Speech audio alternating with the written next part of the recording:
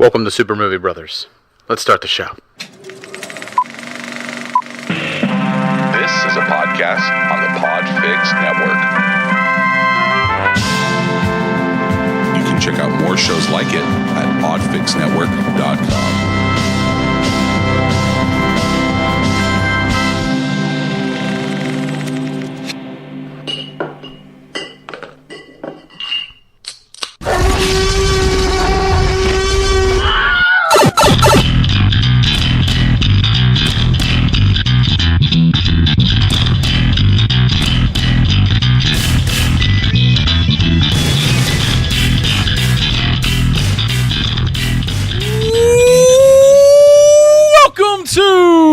Super Movie Brothers, episode 123. I'm your host, Super Movie Brother Dave. I'm your host, Super Movie Brother Jay. It's been 1 week since you looked at me.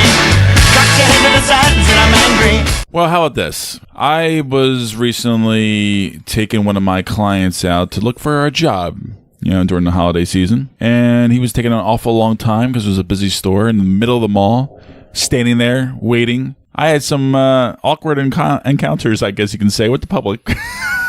Okay. Explain. Well, I hear this little kid behind me just say, Holy shit, it's Bigfoot! yeah, like, that, is he real? And I turn around, and his dad's just, like, uncomfortably, like, pulling him away. Like, That's a huge bitch! yeah, he's real. And he just kind of laughing, all like, Is sorry. he real? Yeah, he's like, 4 years old. That maybe is 3. That is why you I should don't know. dress as Slender Man more often when you go out in public.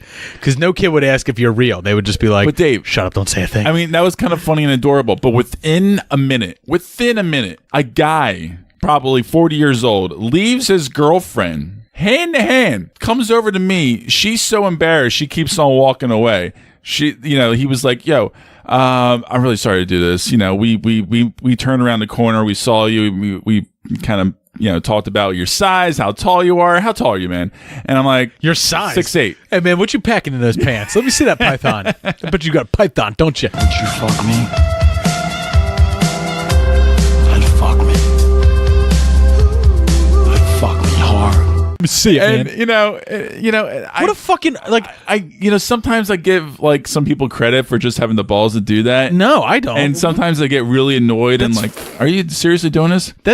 First off, it's pretty frankly rude because it's like, hey, me and my girlfriend over here couldn't help but gawk at you. So I want to ask you a question. I felt like I was in a museum, like a statue in a museum where everyone's just like walking by and just looking at me and just making comments and this and that. I'm like, what the fuck? I'm just standing here. We got to get you to China because apparently, like in China, my dude, from here on out, I was looking out for the benches, just trying to sit down while I was waiting. My little cousin, I was not standing in the middle of the fucking mall anymore. My little cousin went to China when she did like a work school program there, and she's tall for a girl. She's probably about 5'10", 5'11", not like majorly tall, but like she's tall, and she's blonde. So like people were like enamored with her over there. Wait till they get a load of you. Look, I get it all the time. I really do. Honestly, there's not a day that goes by without some kind of comment. I'm not even exaggerating. But that's weird to me. But like I would never look at somebody. It just hit me the weird way because one, I don't go to the mall. And two, it happened so quickly and it was such an awkward exchange where they were so different where like I was like really thrown off. I'm like, I definitely feel like I'm in a museum right I would have now. been so annoyed like when they walked up, would have been like, fuck out of here. Like I would have done that thing where like you jerk your body forward like you were gonna do something. He had a about golf hat on, I gave him some slack. No, fuck that. Dude, that's like walking up to somebody and being like, hey, me and my girlfriend couldn't help but notice you have a massive mole on your face.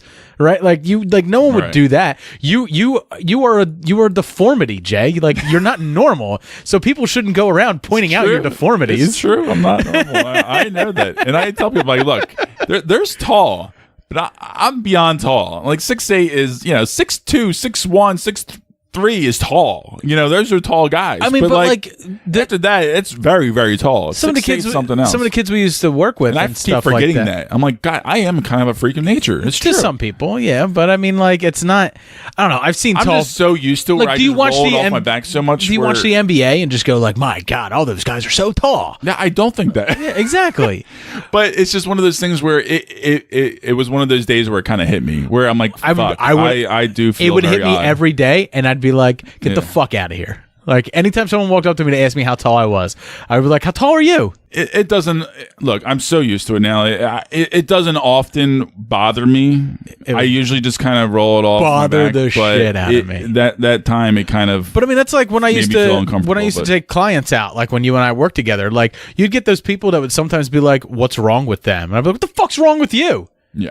Why the fuck you asking me that question? Like, get the fuck out of here. Like, that's how you want to react, because it's like, sure, if like it's rude. It's rude as fuck. Yeah.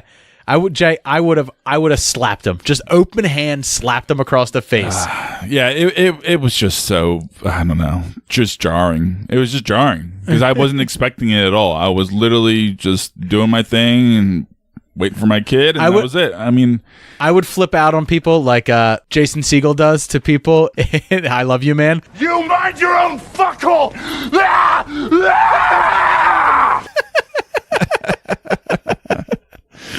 Oh man, moving on. What about you, Dave? What's going on with you? So for me this weekend, I went to my niece Kylie's like little birthday get together. We had Logan with us. We took her there, and we got to playing with a Samsung Galaxy like VR headset. So we were all watching like this Stranger Things like VR. Are they thing. expensive? I have no clue. I have no interest in them, really. Like, I did that one expensive, like, VR type setup when I was in Disneyland. I'll never be able to do, like, a home VR because it's like, that ruined me. It's like having your first big cock. It just ruins you. Yeah. But we were playing it, and, like, I had watched my sister-in-law watch it. Then I watched my wife watch it, and Lauren was like freaking out. I hope someone took a video of it because I would love to put it up on our Twitter for people to check out.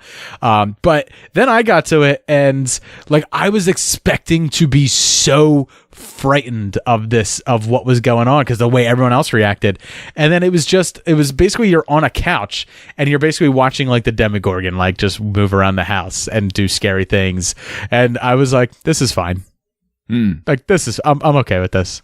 Like this doesn't bother me, and like, I couldn't understand what everyone was freaking out about. And then I was just like, "Is it me? Am I desensitized to things, or was I desensitized because I watched them freak out the whole time?" So like, whatever I thought it was going to be was not what it was at all. So I don't know, but that was no lie, highlight of my weekend. No, I'm kidding. My grandmother is visiting from South Carolina, so I was taking Logan over to my parents' house to visit with her and my mom and stuff like that. She never comes up this way, does she? Not often. No, it's a bitch and a half to travel, man. So, but she's been up. She's going to be up here for like a total of 3 weeks. So she's like coming to. Oh wow, cool. This is her last week. If she's here on Saturday, you'll see her for Friendsgiving. So she'll be here for Friendsgiving because that is what is going on this week, Jay. I'll finally meet her. Yeah. We're doing Friendsgiving, so literally as we does she know of a podcast? Does she? Yeah. Okay. She knows of it. She knows of it. She thinks we make a lot of money doing it, but you know. I'll exaggerate that. Hey man, when I was at the bachelor party a couple of weeks ago, like no one knew that I had a like 9 to 5 job for like an insurance company. Everyone's like, I thought you did a podcast for a living. I was like, what bachelor party? For a living? Yeah. Ryan's? Yeah. Ryan knows what I do, but like the rest of them thought I was a podcast host for a living, and I was like, no, God, no. I gotta start using that. No, there's like 1% of the world that is able to make money doing podcasting. We are in the other 99%. Yeah, like that. Yeah, right. Making a living podcasting. Good night. All right, Jay, what were you watching this week, man? Well, I've other than the Fantastic Beasts, we will be reviewing that later on in the episode with Lauren. Exactly. God help me. Yeah. Yeah, a little nervous about that. She's going to go for your throat a few times, I guarantee it. I'm going to wear some protection, I think, during the review. Yeah. Women attack like chimpanzees. Protect your crotch and your eyes. So the other time I went to the movie theater was to see The Girl in the Spider's Web. Yeah? How was that? Dave, Dave. Was it as bad as I said it was going to be? Dave. Was it as bad as I said it was going to be? It was. Yeah, then why? Well, let's not even waste time on it. You know, I don't want to. I'm going to burn through these. I have I have another movie on Netflix that I saw, and then also 2 series on Netflix that I watched as well. God. But this movie with it was just a bombastic disaster in all capacity. You could tell the studio had so much hand in the movie. It was a very predictable, very boring, very uneventful, very unoriginal fucking movie for this kind of caliber, and it was really disappointing. They should have just forked up the extra fucking 10 whatever money was to keep Fincher and Rooney Mara around playing Elizabeth Salander and Daniel Craig. They were fantastic. I didn't like Claire Foy at all in this. I just completely saw Claire Foy trying to play this character. That's all I saw. You know, the other guy that played Mikhail just was nothing at all, and it was just an overall disappointment. So Boring. Good. I'm done talking moving about on. it. I'm done talking about it already. You could tell I'm by done. how many words I said. Thank you.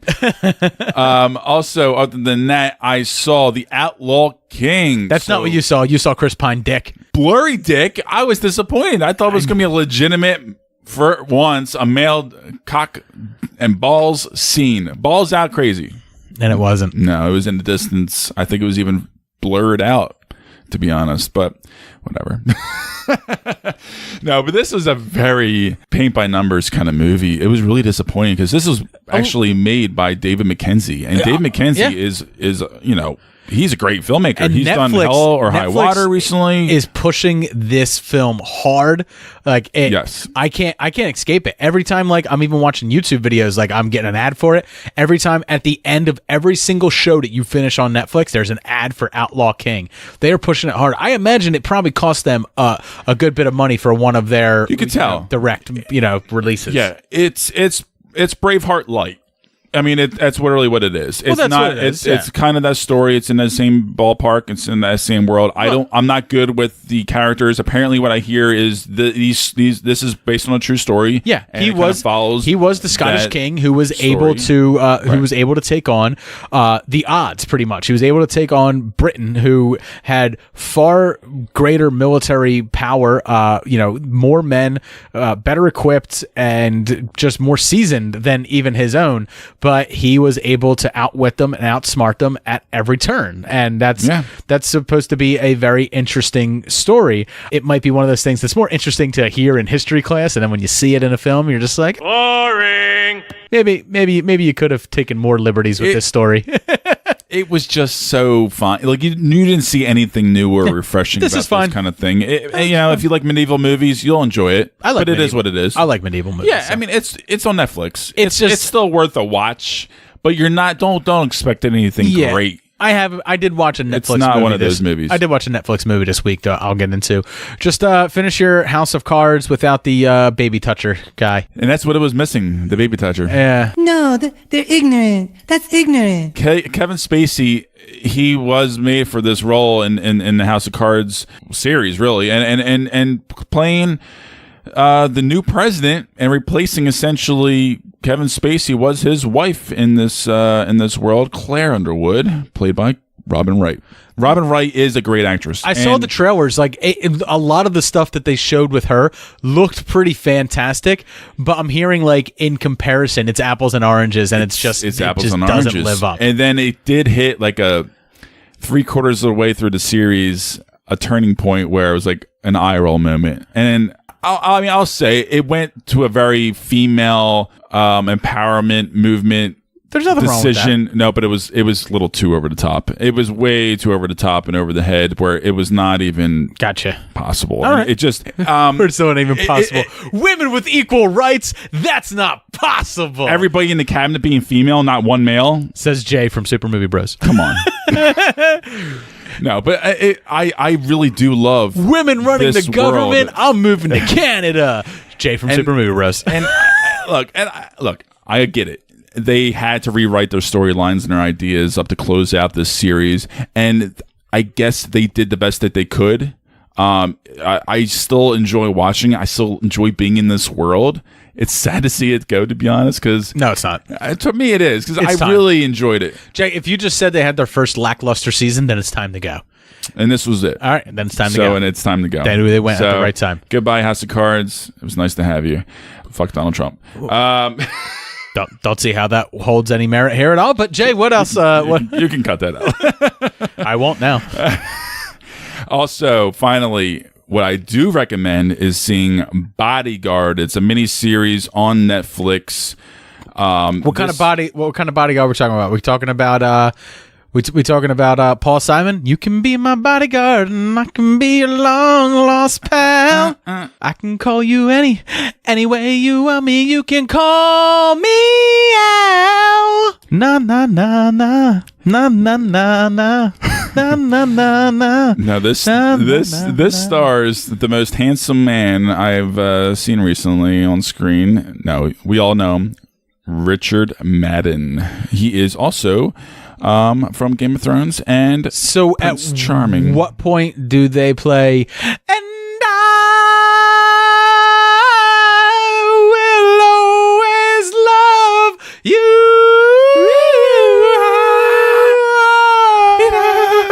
Will always love you.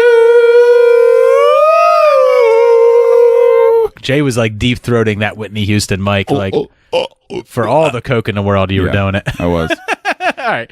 Anyway, finish this Bodyguard thing. Bodyguard. No, it's just a mini series about it's a contemporary thriller through and through, gripping thriller. From the moment it starts, from the moment it ends, it just follows this special protection branch in London, and Richard Madden plays David Budd, who is a former military officer. David Budd. That's like Matthew McConaughey's nephew, who's named Miller Light McConaughey. That's right. He's called Light, or no, Miller. All right. I mean, oh my God, Matthew. What's his name? Nathan Budd? Yeah, David Budd. David Budd. So he gets assigned to watch over this high prominent officer in Name's the politician. James Bond.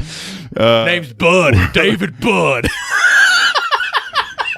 So after he gets rewarded for defusing a terrorist attack, he's assigned to protect a really powerful Home Secretary, and her politics stand pretty much for everything against he despises. He definitely finds himself between the lines of duty and beliefs, and it's one of those David Budd's duty. David Budd's duty.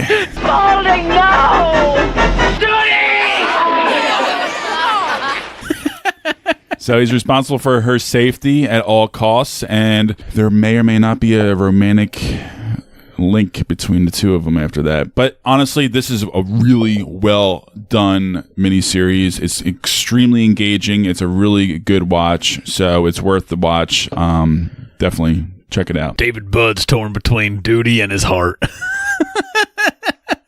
I definitely won't check it out. Political intrigue and espionage, not my thing, but David Budd does intrigue me. And I do love, Rob Stark. So maybe I will get. I did like that movie on Netflix where he was a DJ as well. I found myself enjoying that. So mostly because he was in it. So it helps to have an attractive leading man. All right, man. Is that it? Is that all you watched this week? Yep. Oh, thank God.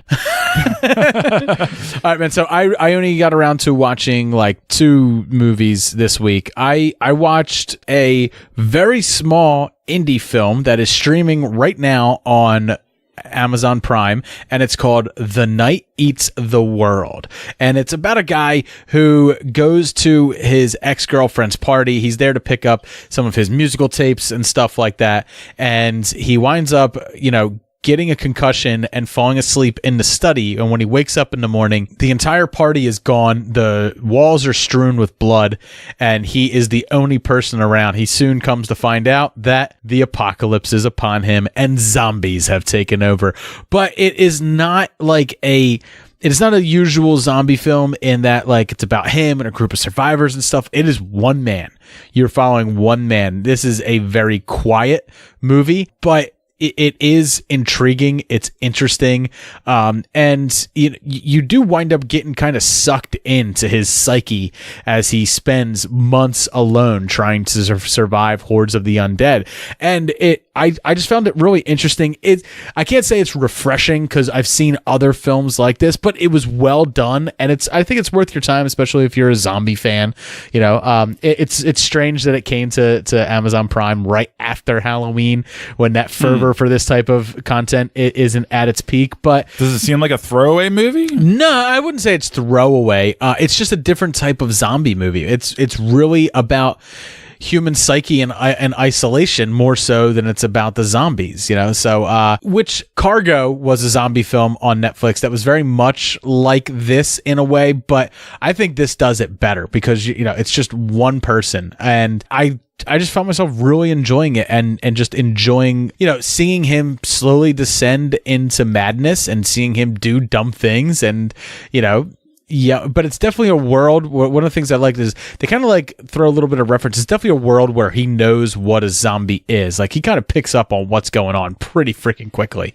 And I like that. I respect that, because to live in a world where zombies don't exist is just kind of stupid. So I had a lot of fun with it. I definitely check it out. Streaming on Amazon Prime. It's called The Night Eats the World. And the other movie that I watched, Jay, was a Netflix original movie called Cam. That sounds intriguing. So Cam stars Madeline Brewer. She was in Orange is the New Black, and most recently has been in The Handmaid's Tale. And it is about a young woman who is making her way through the world being a internet cam girl. You know, she does little performances online and people pay to see her. Yeah. And it's a really interesting look into that world, but then it's also a thriller as well, because there's a bit of a mystery to solve that's going on through it. And it's pretty intriguing, but I think, you know, the story itself isn't what is so intriguing. It really is the life of like a cam girl, because this is kind of like a voyeurist view of porn that has really taken off in the past, you know, little less than a decade or so, but lately it's really taken off, and these girls make, you know, hundreds and thousands of dollars in a week just going on and having people who religiously follow them and fall in love with them. And it's a very interesting like peek into this world where it's like, it's something that I personally don't understand. Like, I don't understand going on the internet and dropping hundreds of dollars in a week to see a girl, you know, take her shirt off. Where look, it's like, I mean, I'll be honest. I've seen videos of it. I never paid for it. Exactly. I mean, it's just one of those things where I never interacted with these girls. Sounds like you're defending yourself against prostitution. Look, I've never paid for it, all right? I know it's been a long time, but I've never paid for it. I don't know. Girls honestly, ask how tall I am, and I whip out my cack, and then I never paid for it. I guess if you really feel that lonely and you have the money to spend, and I'm not making fun of the guys, Jay. I'm just saying. I mean, why not? I'm saying from the woman's perspective, it's interesting. Not from the men who are watching it. Right. I won't understand the men who are watching it, but I understand the women and why they're doing it, and I think that's the most intriguing part of the movie. The thriller aspect of it, I'll be honest, is a little. By the time you get to its conclusion, and there really is no resolution, it's really lackluster as far as the thriller aspect of it is. But as far as like a view into the world of like a cam girl and stuff like that, it's a thriller with an interesting subject matter, because it's something that a lot of films don't tackle. There are some films that have tackled, you know, cam girls and stuff like that, but I don't think any of them really did it to this extent, like this psychological extent, because she gets obsessive about her account in it, you know, like it's her striving to reach, you know, the top 50 girls on the internet, the top 10 girls on the internet. And, you know, I likened it a lot to the way podcasters chase followers and numbers and stuff like that, where it's like, you know, you want to grow, you want to keep going. That's what she's doing. She's adding different things to her show. She's you know, making connections with different people so that she can grow her show. And it's like, oh, it's a lot like podcasting. What I'm saying, Jay, is me and you are whores. We're whores. We whores. What a whore. Now, it's a very intriguing film. I really actually enjoyed my time with it. I was very sucked in for a good portion of it. Like I said, it's honestly the ending of this film that really just kind of gets away from it. I think they had a great idea here that they just didn't bring to a satisfying conclusion. However, the ride I took the entire time through it, I did have a lot of fun. I'll with. still check it out. Yeah, it's worth it for sure. And she's, Madeline Brewer is an absolutely fantastic actress. I think she's a real nice up and comer, as Jay would say. She's definitely one that Jay's going to be watching with great interest, and she's not too unattractive either. So, she has that kind of alluring look, a little bit of exotic look, a little bit of a wild card kind of look, and I saw her in The Handmaid's Tale, and she's a ballsy actress. So I give her a lot of credit. I think she's got an interesting future going ahead forward. So coming up next, me and Jay are going to run through the news that we got for you this week.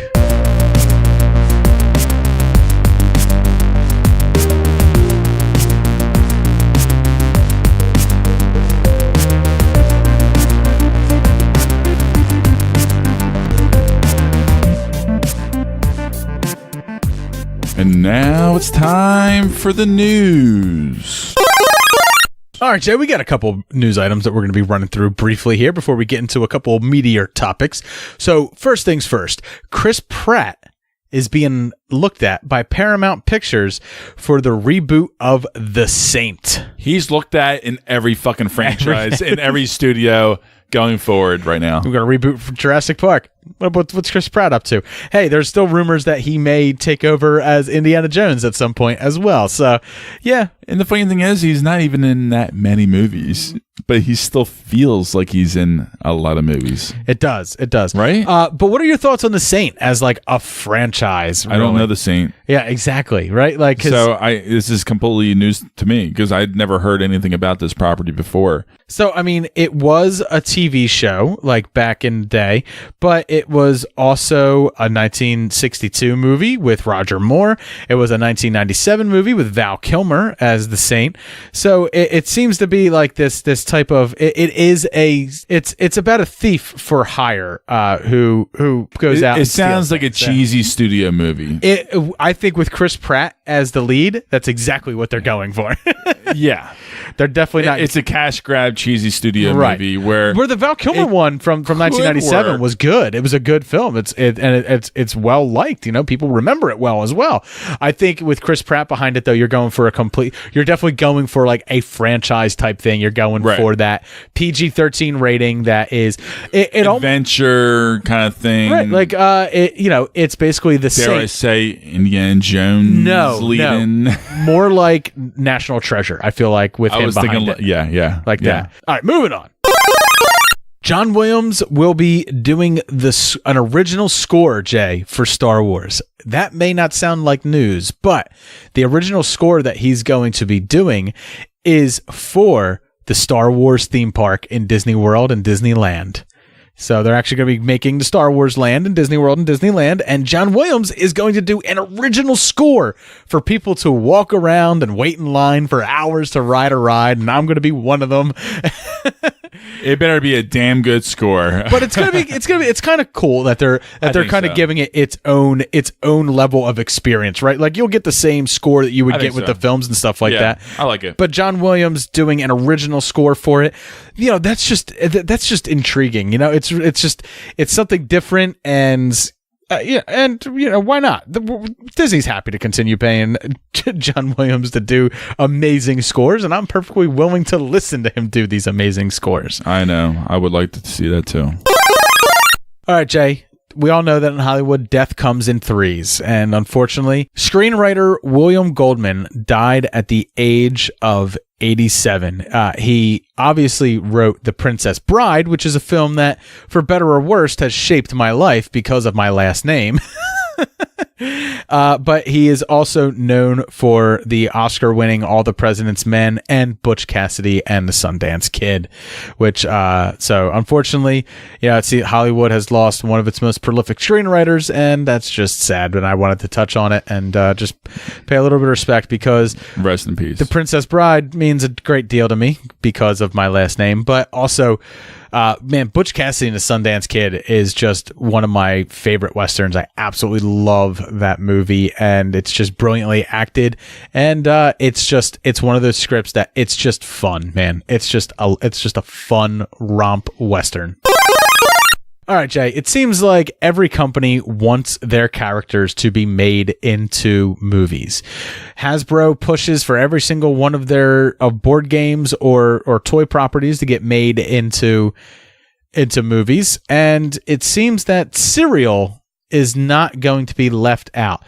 So General Mills wants Hollywood to make monster cereal movies. That's right. Count Chocula, Boo Berry, and Frankenberry movies. I mean, they'll make them. It'll be straight to DVD. Right. No, but I think like you see the success of something You can have like the DVD in the cereal box. you see the success of something like Hotel Transylvania and stuff like that. And movie monsters Was that a success? yeah. Really? Yeah. Jay, they made 3 of them. What do they do? Make 3 of them because they weren't making money?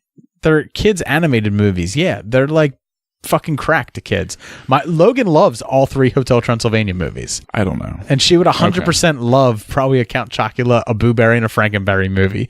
And the thing is, like, movie monsters are like having a kid. I know that movie monsters are making a comeback with kids in like a big way. Not just Hotel Transylvania, but like Logan watches Vampirina on Disney. She watches. You heard it here first. The Dark Universe still has a shot. That's what I'm getting at. This is how these movie monsters survive. Is this? And I don't think that General Mills making a film about their cereal mascots would work, but I do think like an animated version of like the classic movie monsters is right up the alley and marketable to kids these days. So why not? Yeah, Christopher Nolan and Rian Johnson, and among a lot of top people in Hollywood, are really urging and signing letters to have Warner Brothers save FilmStruck. I mean, we talked about this before. Yeah, 2 or 3 weeks ago, we brought up the FilmStruck was ending at the end of November. They're not taking in new subscriptions. And I said that more than likely their library and their subscription service and stuff like that would probably get absorbed by somebody. We're waiting to see. But yeah. I mean, I'm a little surprised and jarred by this kind of response. I mean, it's one of those things where like I just thought it was just like a normal failed business enterprise. You know, it was a good idea. A lot of people love the idea.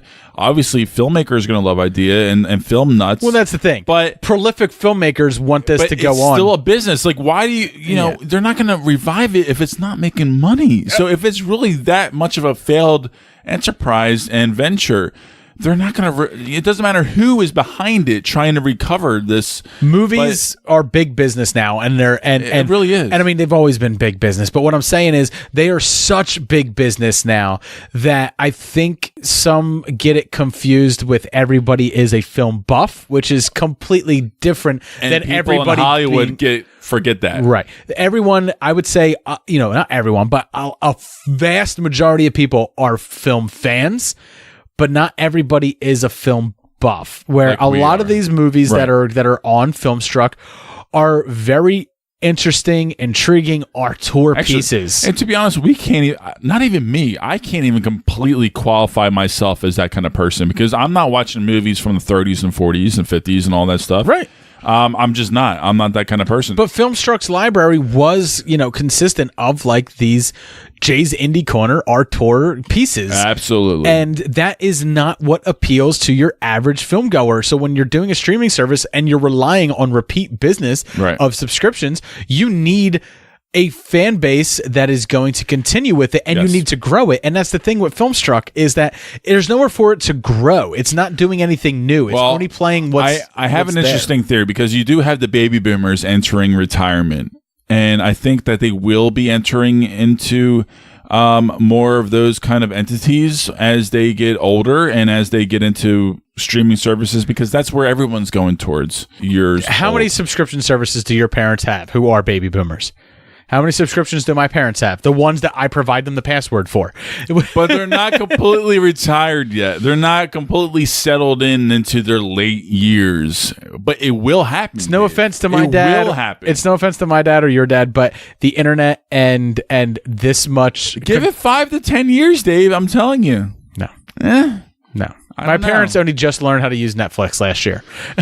Okay. My parents still don't know how to do anything. Okay. They could barely work Then their what you're iPhone. saying is that miraculously in the next 10 years, baby boomers are going to understand internet interface. Maybe and my begin to idea is the utilize. same thing as Hollywood. Maybe I'm getting confused as much as they are. I don't know.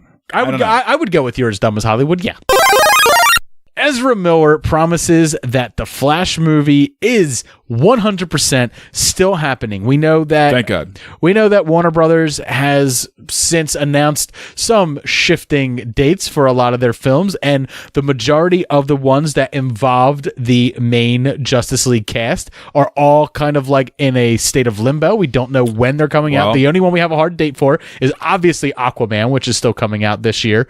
And then we know that Wonder Woman 1984 will be coming out, even though that was pushed back as well.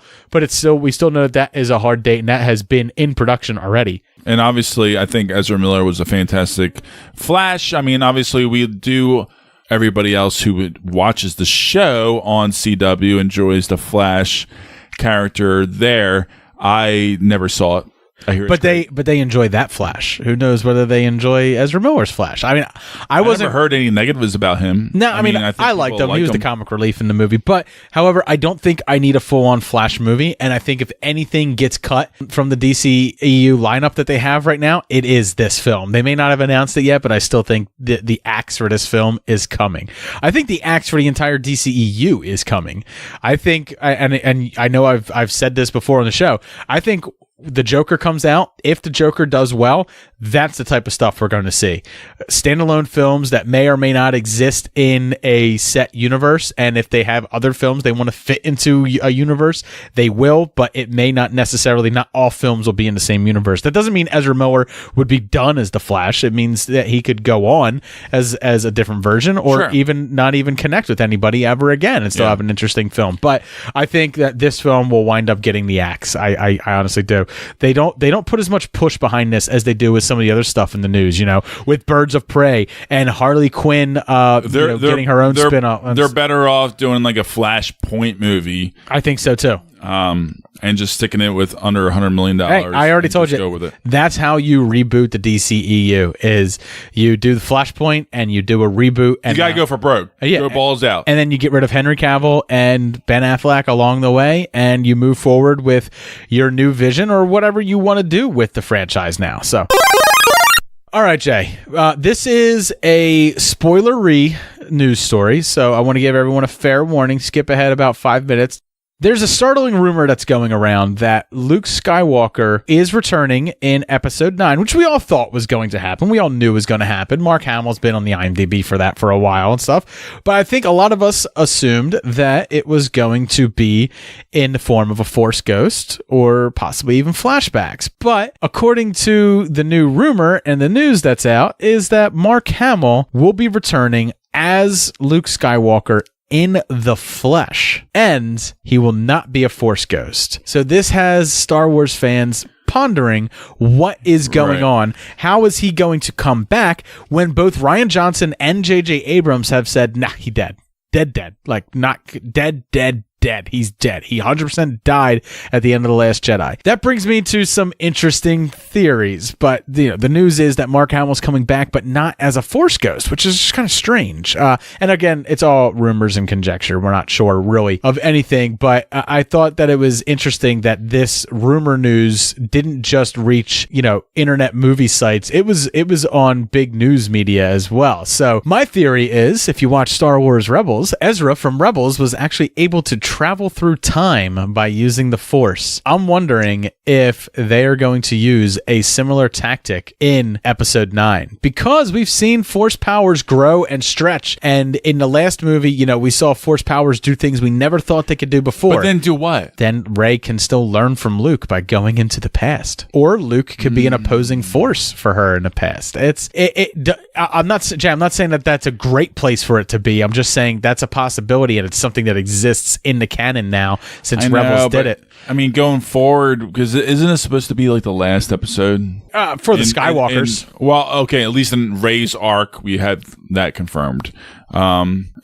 Yeah, Ridley, I mean, Daisy Ridley will we'll be see. done after episode 9, according to her, and it is supposed to be the end of the Skywalker storyline. So, yeah, I'm not sure where they're going with this, but I don't know. I also really like the idea of Luke coming back not as a Force ghost. It's kind of cool. I just don't know how they're going to do it. As long as it makes sense within the world, as long as they make it make sense in that movie, I'm not going to care. Look, I didn't hate The Last Jedi. I went with a lot of what The Last Jedi was spoon feeding people. I was good with it.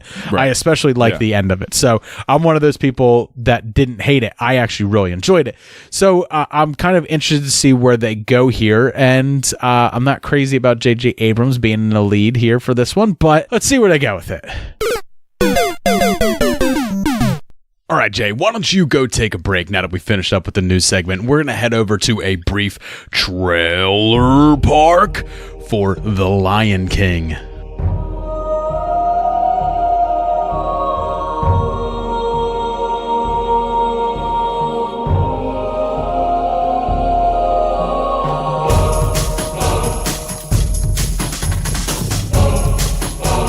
Welcome back to Trailer Park. I'm going to be joined by my wife, Lauren, to discuss the Lion King trailer. Jay's going to take a little bit of a break. He's going to come back and join us for the beer segment and our Fantastic Beasts drunk scene. And then we are going to do our review for Fantastic Beasts Crimes of Grindelwald. So let's get into the trailer.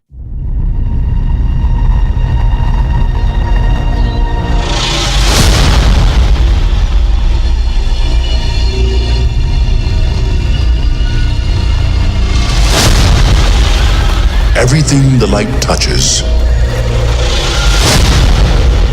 is our kingdom.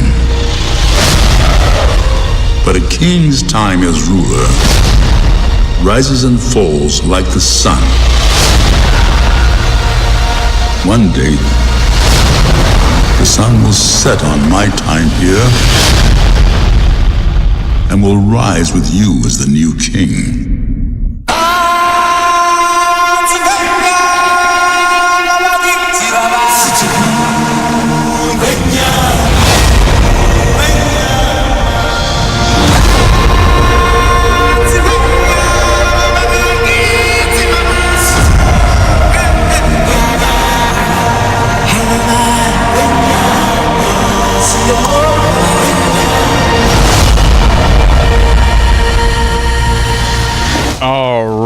So the Lion King trailer dropped right in the middle of Thursday night football during on Thanksgiving, and I was kind of shocked because I had no clue that this trailer was coming.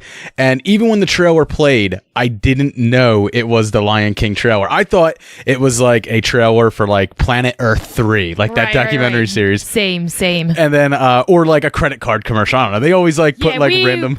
I was talking to my sister and my niece and my nephew. They were going off on their games and stuff, and wasn't paying attention to the TV at all. And my brother Michael goes, Lion King trailer, Lion King. I'm like, what? Yeah.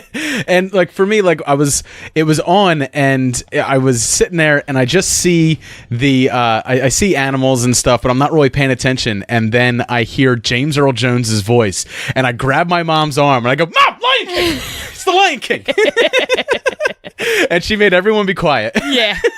and we watched the trailer, and it's amazing that like a film that came out in like 1994, 1995 when we were kids, like just hearing lines from it or hearing music from it, like fills you with a lot of nostalgia. Yes. And it's pretty clear that this is, you know, a lot of people are like, I don't need this, you know, the Lion King's fine, why are we going to touch it? Give a fuck what they need and don't need. Yeah, I mean, I don't care that it's a cash grab because they're doing it well. Like, it looks good. And like I said before, Disney can take my money. Yeah. Take it all. And, you know, I love having James Earl Jones back here. I think that is absolutely fantastic. If something's that perfect, don't change it. Don't change it, yeah. Don't change it. And it's being directed by Jon Favreau, who did the Jungle Book yep. about 2 or 3 years ago, and that was amazing. And Jungle Book. So I saw it as a kid, it was one of the movies that were kind of like in and out. Like I didn't care that much for it. It was fine.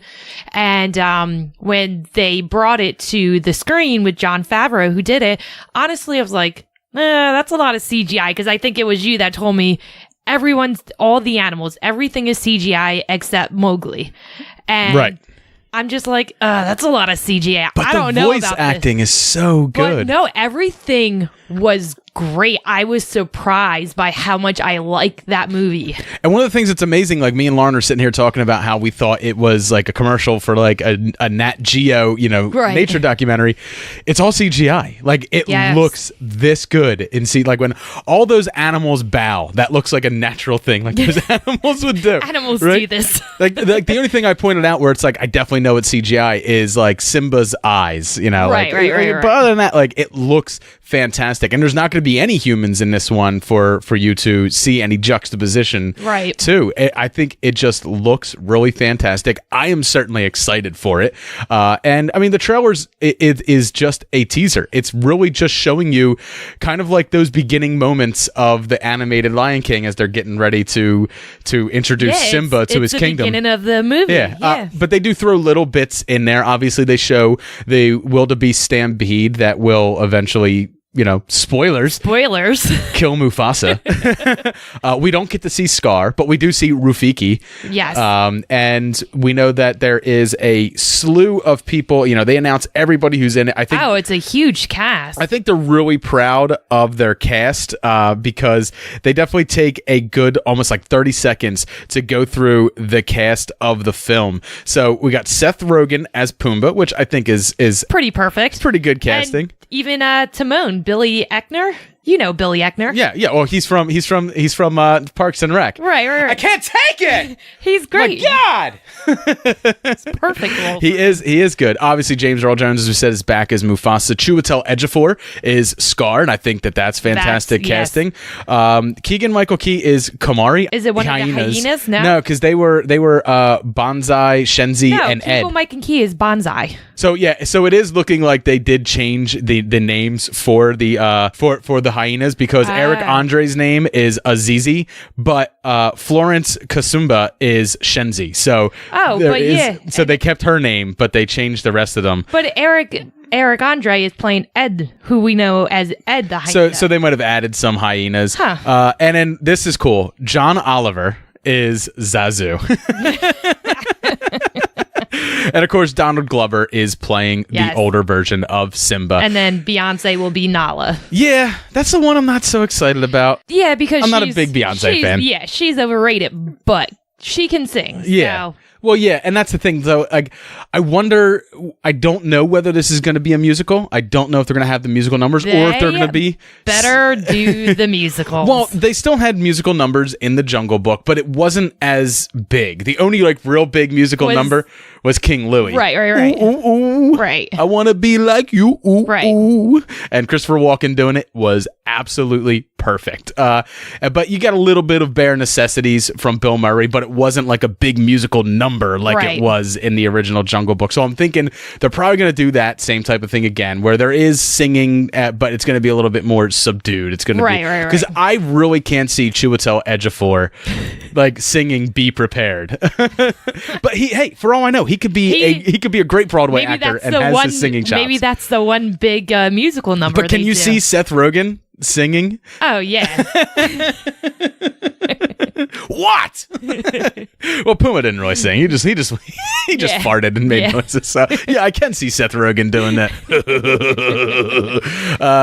I'm definitely excited for it, but I wanted to reach out to people on Twitter and I wanted to see what their thoughts were. So Besotted Geek said that he hasn't watched the trailer yet, but he's not interested in any of these live action remakes whatsoever. So I think, because of my enjoyment of the Jungle Book. Say, what kind of childhood did these people have? But I didn't rush out to see the Jungle Book in the theater. I waited that was on Netflix, and Right. I was pleasantly surprised because I didn't like the. Did we rush out to see Beauty and the Beast? Yes, we did. Well, that's because of you.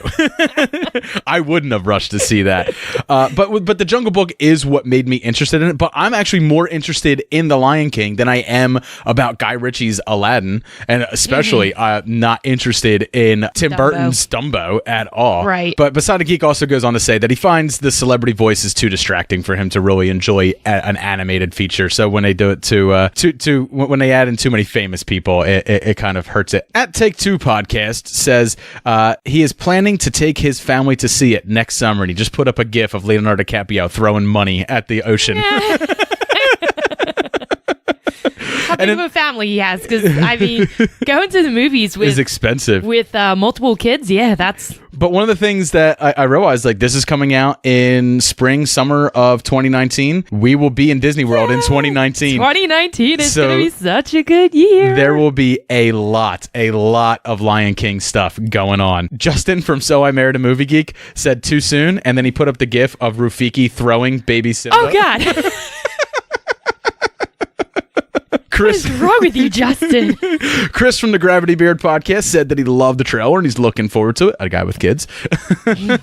At Lime_Link said, it's so stupid. It's unoriginal. He hates that it has the exact same title as the original. Same story, same music. What is the point? Oh, yeah, to make money. And I just put up a gif of Danny McBride just throwing dollar bills at the screen. I think he was being a little bit facetious there. Right. Our boy John, happy birthday, John, from Who Spiked the Puns. He said he's actually interested in seeing this one. Wow. At NMats68, this is Neil from our Patreon. He said it looks good from the early trailer. All these remakes are cash grabs, honestly. But if they're as high quality as this, I'm okay with that. And I feel the exact same way. You're all out to make money. So, yeah, why not make it quality? When you make a movie, you want to make money. I get it. It's the remake from a 1994 cartoon. But everyone's remaking movies anymore. At LA Not So Pod, that's the LA Not So Confidential podcast, said that they are way more excited for the Aladdin movie. Okay. I Want You to Watch This said that this will likely be the first live-action adaptation that they are going to see. And what were they thinking? Said, if it's as good as The Jungle Book, I am in. And I think all signs are pointing to this is going to be just as good as The Jungle Book was. Right. It's got Jon Favreau behind it. It's obviously got the same studio, Disney behind it. The same animators. Disney with all that money that they have. And it's crazy because I feel like watching this trailer and then going back to Jungle Book from 2 or 3 years ago, looking at the technology in that, it looks like it's actually better this time around. Right. So I'm definitely excited for it. I am going to be there opening night. I'm definitely going to see this. And we are definitely going to be rewatching the cartoon and coming months. I love the way the trailer ends because it ends with the clouds running overhead and it just says, remember. Right. And I'm like, yeah, I do remember. Yeah. You don't need to tell me. Yeah, right. You don't need to remind me that this is a nostalgia bomb. I get it. But and then they show Simba roaring at his dad in the clouds. I hate you, Dad. Why'd you leave? So I'm definitely excited. If you are excited to see Lion King or you're not, let us know why. Reach out to us on Twitter at SuperMoviePod. All right, let's head over. Let's grab some beers. Let's bring Jay back in and let's get into our beer reviews.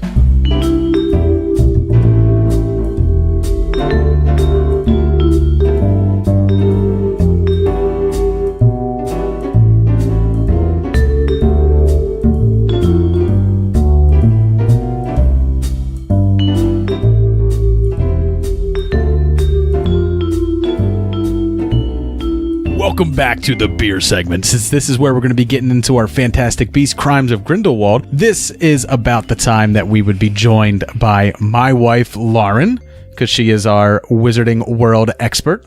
Hello, hon. Hello. But before we get into our drunk scene and our beers, we have to drop a line to our sponsor, Blowfish. Blowfish is the only FDA-approved hangover cure. What it is, 2 tablets that you drop into 8 to 12 ounces of water, let that dissolve, drink it down fast, and within 20 minutes, you're going to start feeling better. So if you've been on a butterbeer bender for over a week and you just need some Blowfish to clear the air, head over to www.forhangovers.com. That's FOR hangovers.com and use our promo code SMBFish to get your 15% off. All right, so since we're going to be getting into our Fantastic Beasts review, I figured it'd be a nice time to do a Harry Potter or a Wizarding World type drunk scene. We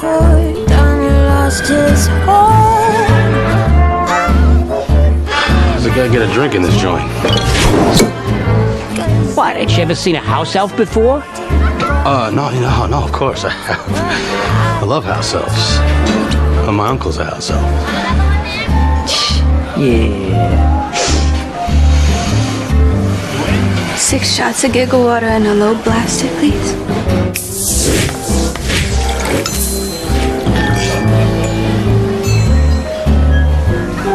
Oh, well, no matches like you. No, I'm the only one like me.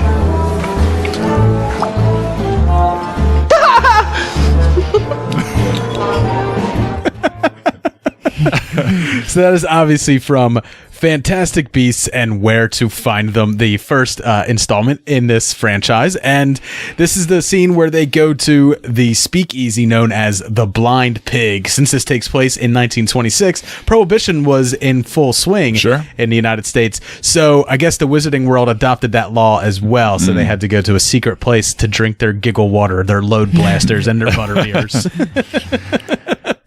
It's another scene that's just tailor-made, for Dan Fogler to just shine, playing Jacob. Is it Fogler or is it Fogler? Fogler. Fogler? I guess it depends on the person. Yeah, right. I don't know which one it is. I was just asking. I don't know either. But I do love this scene. I that's one of the things I liked about Fantastic Beasts was like the world building and how everything gets a little, it just kind of shows you. We spent 7 movies with Harry Potter and we pretty much spent them almost entirely within Hogwarts or the grounds or area around Hogwarts. So I like this, seeing the rest of the world and seeing how seeing America, because this is in America and everything else was London before. And Prohibition is something that is very American. Right. So, and still fun to revisit. It's still fun to revisit. And it just like you love speakeasies, Jay. It's just a cool joint, right? There's a jazzy tune playing. Yeah, you got feel cooler somehow. You got some you got some house elf or some sort of goblin girl singing you pay her like song. $25 or something for a beer? Do they serve beer at speakeasies or no? Usually it's liquor and speakeasies. Yeah, mostly cocktail. What is it, like $50 a glass or something? In modern ones, wow. I mean, it's expensive. It depends, but usually like $12 to $14 a cocktail. Okay.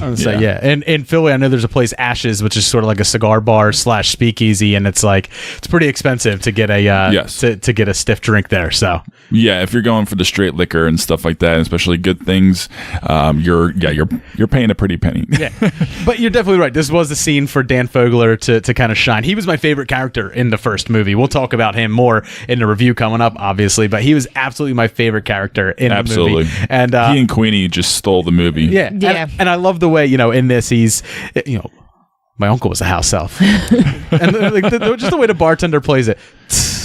Yeah. It's just such a cool scene, the way they did it, That he takes the shot. It's so much fun. So we're going to be doing a beer review here. So let's start off with Jay. Jay, what are you drinking tonight for your beer? I have 10 Barrel Brewing Company's Joe IPA. It is 6.9 alcohol by volume, and it definitely has a gorgeous orangey hazy look to it. You get a lot of that grapefruit flavor and nose right up front, but a little dry finish, which is really nice. And overall, it's just a fucking solid IPA. I really, really do enjoy it. You say it's an average Joe IPA? I don't think it's an average Joe. I mean, it's nothing like mind-blowing, but it's still a solid 4 out of 5 for me. All right, cool. So, Lauren, what beer are you drinking tonight? Well, I am now in the holiday spirit, so I made you go buy me holiday beer, and I am drinking Abita Christmas Ale by Abita Brewing. 5.8. So this is a holiday beer. You were all about the pumpkin beers last month because it was October, but now you don't even wait for Thanksgiving. Well, I guess because there isn't a Thanksgiving beer. You know what? I want someone to make a Thanksgiving beer. I want someone to take the turkey drippings and make it into a beer. Oh, that's disgusting. There's bacon beer. But yeah, no Thanksgiving beer. So we jump right into Christmas That's beers. what ambers are for. Yeah. So what do you think of this Christmas ale? Which I love this. It's since Abita's in Florida, it is Santa Claus on a canoe being drawn by 4 alligators. I don't think Abita's in Florida. I thought it was Nolans. Yeah. That's just, it's all gator country. It's all gator country. It is. That's true. It's a good beer. It's got a kick at the end there. So out of 5, 3.5. I would say. All right. Right in the middle. All right. I'm just wondering whether this has because the Christmas beers always put cherries. Like there's always cherries. There's always some kind of wild. I was trying to look into because I'm no good at like eating or drinking something and being able to just pull out all the different flavors. I suck at it, but there's definitely cinnamon in there. I can taste the cinnamon, and it just said brewed with 6 different malts. So it doesn't say what it's brewed with. You mean malts? Malts. Jay says malts. Jay says malts. Oh, I was like, wait, did I really say it wrong? Is he really correcting me right now? All right, so I am drinking the Flying Dog The Truth Imperial IPA. This is 8.7% alcohol by volume, and it really is an Imperial IPA, man. Like this thing is It has that dark flavor. It's extremely bitter up front. There is very, very little citrus notes. It is just hop the whole way through. It is just bitter from beginning to end. Everything I hate in a beer. Yeah, and it's not one of my favorite IPAs. I'm not huge into double IPAs, Imperial IPAs. And this for me, even though it's Flying Dog and I do love Flying Dog, it is just not that strong of a Imperial IPA to me. So I give it like a 3. It's solid. I've had it before. I'm just not. I never really special. I never enjoy having it when it's like, oh, if that's there, yeah, I'll have one. Plus it's 8.7%. I don't like things. It's a little high. I don't like things that are too heavy anymore because they can be deceptive and they get away from you. And then I gotta have blowfish in the morning, and I don't want to do all that. Older, that's all. Yeah, exactly. I'm starting to really like my session IPAs and my my hoppy pilsners and stuff like that. My pale ales. It's guilt-free beer. Exactly. So let's head over and let's start our review for Fantastic Beasts: The Crimes of Grindelwald.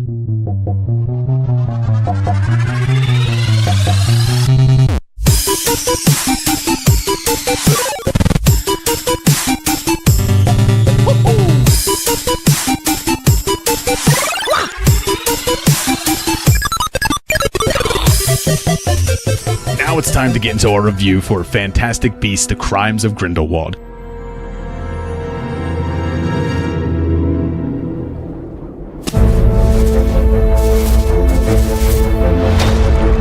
I have some questions for you, Professor. This is a surprise. There's a rumor that Newt Scamander is headed to Paris. I know he's working under your orders. What do you have to say for yourself, Dumbledore? If you'd ever had the pleasure to teach him, you'd know Newt is not a great follower of orders.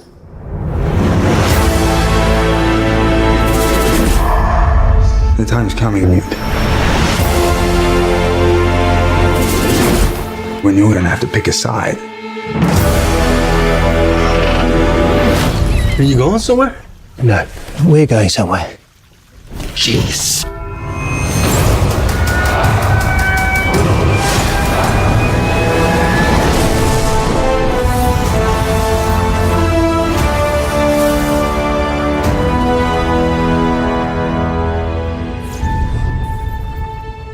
Grindelwald has escaped from the American Ministry of Magic. Newt is trying to lift his magical travel ban. Tina is hunting Credence Clearwater, who has definitely had a revival. And Dumbledore is being scrutinized by the British Ministry of Magic. Now Dumbledore must enlist Newt to find Credence before he goes completely Kylo Ren on this franchise and stop the machinations of the xenophobic Grindelwald, or Magical Trump, as we like to call him, or Magical Hitler, whichever one.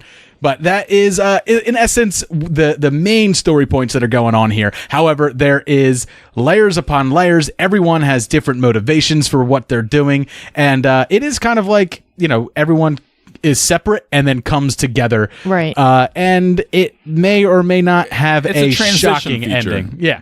Well, it is, and they've been saying this in the marketing. This is the Fantastic Beasts franchise.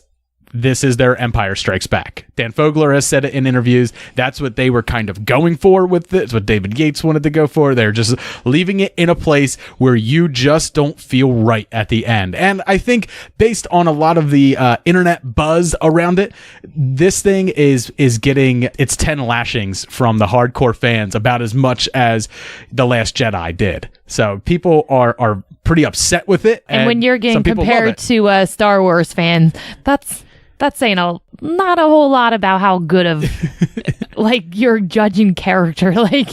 So it's a tough pill for some Potter fans to swallow. We'll get into what people are so upset about later on in the spoiler section. So we're going to split this up into non-spoiler section where we discuss the merits of the film and give it a score, and then we'll pop over and do a full spoiler part where Jay is probably going to dread the fact that Lauren I'm looking is here. forward to it. Yeah. I feel like I can just start mouthing off about what I think about this movie more, and then get more crucified from Lauren about it. So Jay, let's start with you, man. Let's get to you. What about this film did you like? What about it did you not like? The story. How did everything flow for you? Well, that's part of the issue for me, was it didn't have a good flow. I think it just kind of exploded onto the screen with a lot of visuals. Still looks good, but still was not enough magic for me overall throughout the whole film, per se. I didn't feel the magic, put it that way. You see some magic, obviously, but I didn't feel the magic within this movie. Lauren's sitting next to me. I could feel her about to jump on you. I think I slightly prefer this movie over the first one, just because I was extremely bored. bored. No sense. He's all over the place. You're all over the place. I didn't like the first movie. For me, the first one, I fell asleep through I really was nodding off. Put it that way. For me, the first one had more wonderment.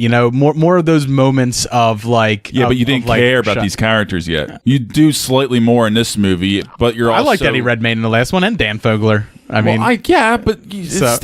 Who else do I need enough. to care about? There's a lot of other characters. I love Queenie in both movies. Yeah, I liked Queenie too. So the main characters I liked. Everyone else who was in it was fodder, especially Colin Farrell, who was a man in disguise the entire time. He really was a throwaway character, and I didn't like him. So, well, he was a throwaway character because it wasn't him. Yeah, I thought he was solid though. He did what he had to do, and I always liked Ezra Miller, but I thought he was underutilized in actually both films pretty much for the most part. As Credence, I think Credence is going to have a lot bigger role along with Grindlewald and also Dumbledore later on in the movies down the line. So it's just you mean the final scene of the film didn't give that away? Well, yeah, right. Don't be spoilers. Anyway, so again, it just seems like the first two movies just didn't really progress the story more interesting and far enough for me to get more excited about this franchise, because there's 3 more pictures coming out, and I'm like, I don't know. I'm not quite satisfied with the direction, and actually more than anything, the writing from J.K. herself. Go to you, hon. I really did like the movie. There was things I liked about it compared to the first one, and things I liked more about the first one compared to this one. Mostly the beast. There's not a whole lot of magical beasts in here. Yeah, there's not. And I think that's when I said wonderment. That's what I'm getting at. Right. I'm not I'm not shocked by a new beast, right? Right. But the one that they do introduce, I really liked him. I enjoyed him. But other than that, there's not a whole lot of Fantastic Beasts this time around. No, not really. I think that might be an intentional thing, because a lot of what's going on in it is about Newt taking a step, and not just taking a step, picking a side. Yeah. Right. And that's supposed to be his motivation throughout the movie. He's just trying to rescue Fantastic Beasts and get his girl. But in doing that, he becomes entangled, probably because, master of puppets, freaking Dumbledore. I know, right? I mean, that guy, he just... Dude lies more than Obi-Wan to My Luke. God, I guess we won't say much. I like to call him Dumbledam. Dumbledam, yeah. Dumbledam. But for me, I would say while this one lacked that wonderment that I really liked in the original one, it left me more intrigued now. Yes. I'm more intrigued into this franchise where I thought the way the first one ended, I was like, oh, each one of these is going to be like a fun little romp. They run around, they catch some fucking Pokemon and, you know, and they put them in the box and we have some laughs at Dan Fogler's expense and we all go home feeling pretty cheery and happy. And then the way this one went, and like I said, Empire Strikes Back of this franchise, I was like, oh, okay, all right. So they actually want me to be invested. And that's what I felt. Now, the downside to it was I really wasn't invested in this story until the end. Right. And I think that's one of my problems. It throws a lot out you. Yeah. Right. I mean, that's true. Who I don't really care for, Tina. I don't care for her. I don't care for Tina. Like, I hate her haircut this time. Her oh my God, her haircut is awful.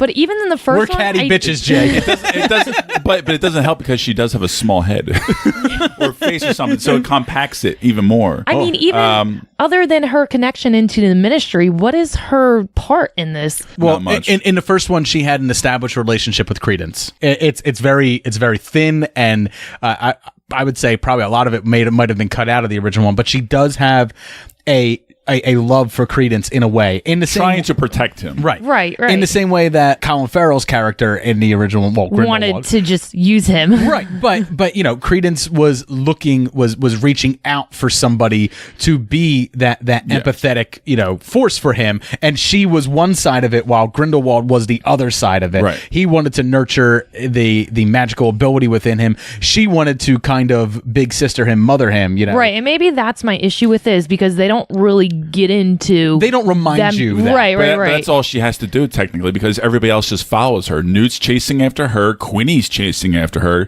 and then you know Jacob's chasing both of them. And you know it just becomes one of those things where everyone's just sort of following the leader to trying to get to the certain ending, and then everything just gets. And then the rug gets pulled out from under you. Yeah, right. Pretty much. So yeah, I think for me the story was a little lackluster. Now I loved the beginning of it because we get our first look at Jude Law playing Youngledore. So I liked that, and I liked meeting him, and I liked the way you meet him. I like that whole meeting. He's great casting, I think. Yeah, and it's Jude Law. So exactly, I always loved Jude Law. How do you hate that guy? For me, it was a little flashback heavy. I'm not a crazy fan of flashbacks. It's nice to It's nice to take me back to Hogwarts, but I probably could have done with one or two of those scenes with the backstory with certain characters. Yeah. You know me. When they went to Hogwarts and they showed it and then they started playing the music, I was like, yes. Yes. I loved everything That's about what I mean. Hogwarts. It's exciting to go back to Hogwarts, but I didn't need to go back there 3 or 4 times in flashbacks. I was okay. I didn't need it I did like the, what's it called?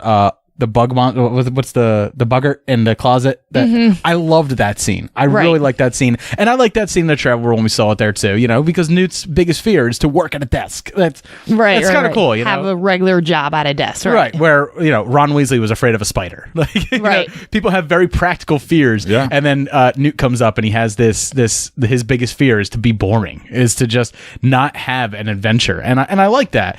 But everything else that was going on, a lot of the later Lestrange stuff that was going on. I mean, that was the whole point of the flashbacks, is to try to establish a relationship between them two, right? Right, which they loosely tried to fit into the first movie. I think it would have worked better if they showed some of these flashbacks in the first one. Right, a little bit more planned but out. But even all that, I still didn't feel it. No, I mean, I did, but I don't know why. But the thing is, work for me. I think a lot of it, like. Some audience members may feel like Newt is still into her in some way, but he's not. And he's not. Other right. characters think that he is, but it's not. Newt. Newt is somewhat, on the spectrum. So. I think he's definitely, especially after watching this second movie. It's without a doubt he's supposed to be on the spectrum. They don't say it, they don't imply it or anything, but it's obvious. And I think they do a good enough job of respecting it. And also, I have a big problem with showing a kelp monster in the first act and not giving me a kelp you monster are so mad. in the third act. I'm sorry, but if you show me a kelp monster, I expect the kelp monster to come back and do more.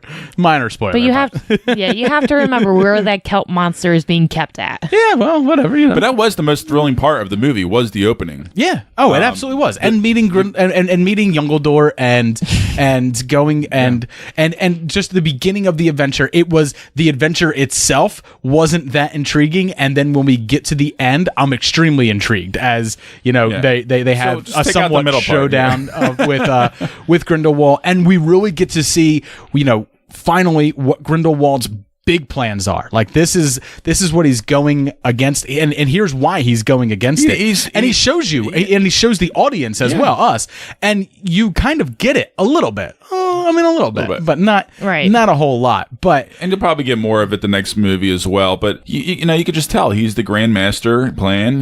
He's the guy behind. This isn't a spoiler, but everyone already knows from watching the first movie, from watching even Harry Potter, what he is trying to accomplish. So that's a thing for me about this movie is I realize that if you are a super fan of the Harry Potter franchise, of the Wizarding World, then you go into this and you're picking up a lot of stuff that they're putting down, and you're either really enjoying it or you're nitpicking it and you're hating it. And I get both sides of that.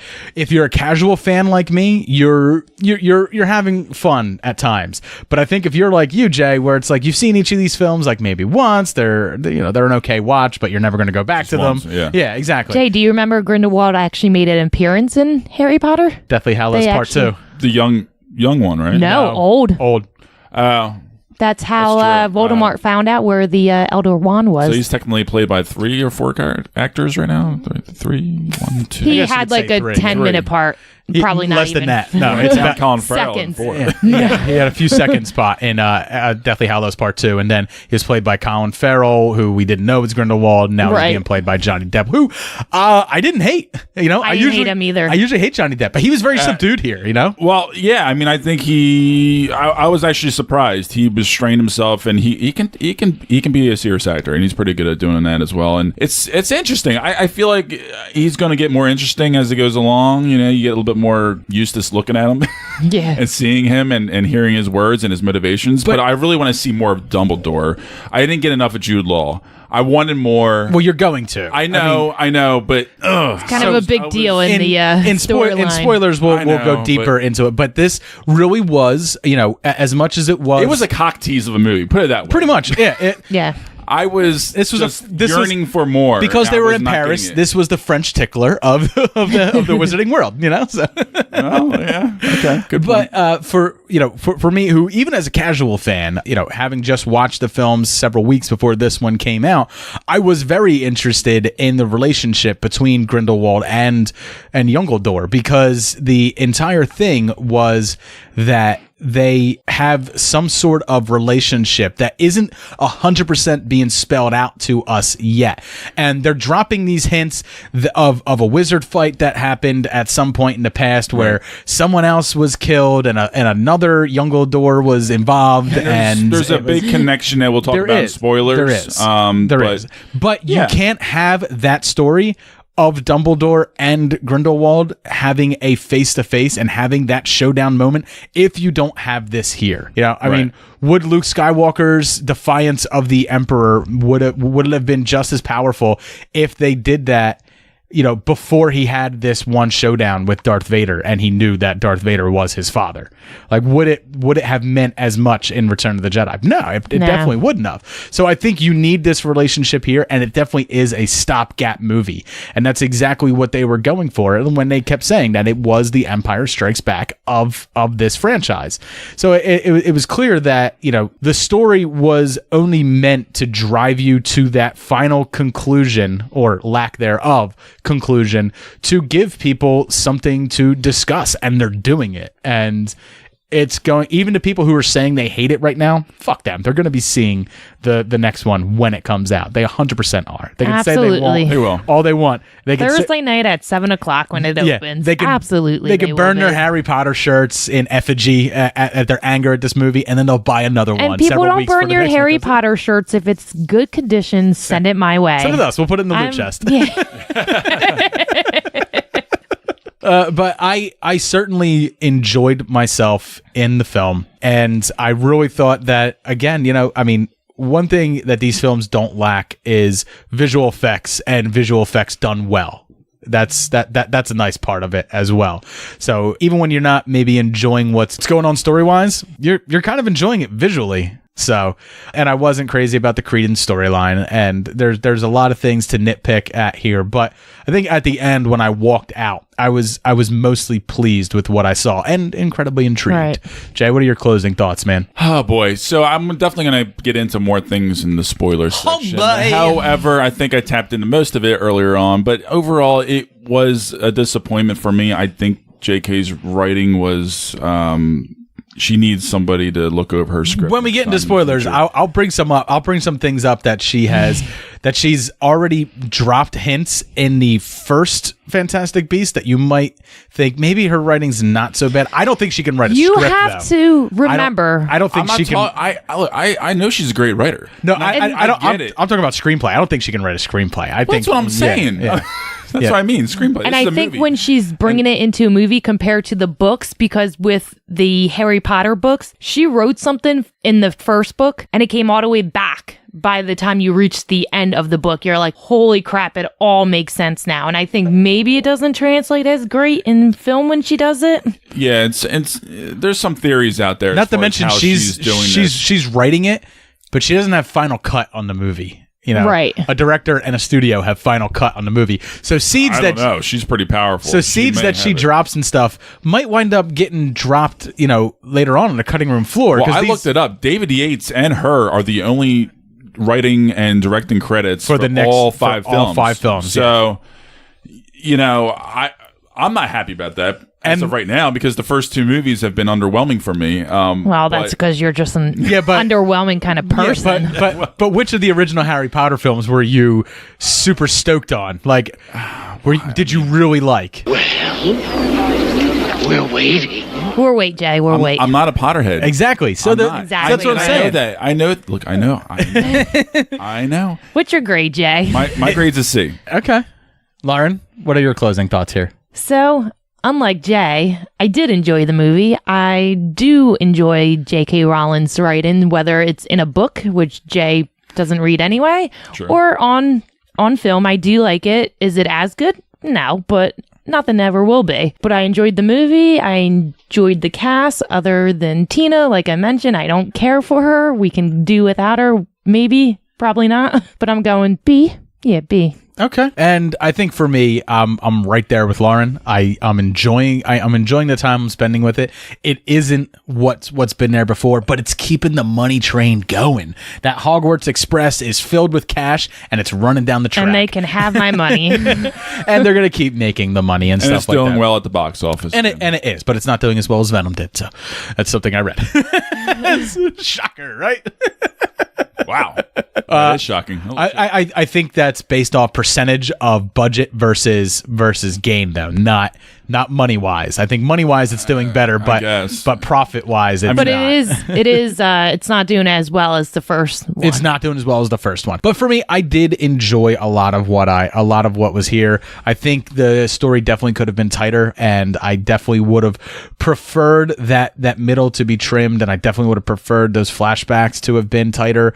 And I would have liked to have seen more of Newt, honestly, doing Newt things. There's not a whole lot of Newt in this film that's supposed to be Newt-centric. Newt had his first movie. He and did. That's pretty much all we're going to get with but Newt. he's who think, I fell in going love forward. with. I loved Newt Scamander at the end of that first movie, and you do get a lot of him here. I'm not saying you don't. What I'm saying is he doesn't feel like the same character, and I get that he's going through this transformation and stuff, but I just kind of felt like I was missing something from him here. I still love Eddie Redmayne as the character. I think he's fantastic in the he role. does a good job with it. But I just felt like there was something lacking lacking, there. He's very forlorn throughout the entire movie, and he has reasons to be. Don't get me wrong; it's part of his character development stuff. But by the end, I kind of felt like his personality didn't change all that much. He was forlorn at the beginning, he's forlorn at the end. Nor too much emotional range either. Yeah, and also his story was very banal. I mean, there was nothing much to do besides find somebody, look for somebody. Banal. Let me get my clearance to travel to another country. Speaking of banal, I'm also giving this movie a B. So it's a C from Jay, a B from Lauren, a B from me. Definitely could have been better. I think I liked the first Fantastic Beast better than I liked this one. Yeah, I definitely. I think I gave the first one like a D+ or something. Oh my God. Yeah, I was really not happy with it. Well, that one included way too many Fantastic Beasts. I think that's what your I issue don't know. was. I just was not it like into too kiddie for you or something? It was just so boring. Let's talk about Jay's issues, and let's head over to our spoiler section. Someone save me. Spoiler warning. Spoiler warning. Spoiler warning. All right, now let's talk about that moment, that mic drop moment that happened when Queenie walked through the blue fire and joined Grindlewald. I know, I'm teasing everybody. That broke my fucking heart, Queenie. You broke my heart. I know. Poor Queenie. A lot of I love her. controversy about that. A lot of people just don't believe it. It's one of the things I wasn't sure whether there was something in that tea she drank, or did she really think that this was the way? No, they try to sell it as that was a character choice. But that made no sense, because she's like, walk with me, what walk with me, any Mr. sense. Kowalski. And it's like, why would he go? She gets upset because she's lost in Paris because she can't find her sister, and she cries, and then she gets recruited like that. Here's the thing with Queenie. She obviously, her and Jacob are going through their stuff in the beginning because she had a love spell on him. This guy's good point. head over heels over her, and she put a love spell because she wants to marry. She's every crazy girl I dated in high school. Right, exactly. But there's these rules that they have to follow, and they're not allowed to marry each other because of, well, they can, but it's looked down upon because no, it's now a crime. It's a crime. You're right. She was saying it's a crime. He was saying she would get arrested. But what Grindlewald is promising is obviously he's protection. Right. It's protection and a world without all these crazy rules. And why should we have these rules because of these goddamn muggles? Let's just rule over them, make our own laws. And that's what Queenie saw. She saw a way for her to be with the man that she loves and also keep her sister and her friends around. Like, that's heartbreaking. It was heartbreaking. It is heartbreaking because I love Queenie so much. Yeah. I am intrigued to see her as kind of like his right hand now. Well, that was a good argument, Lauren. That's exactly what she's going to be. She's very powerful. She can read minds.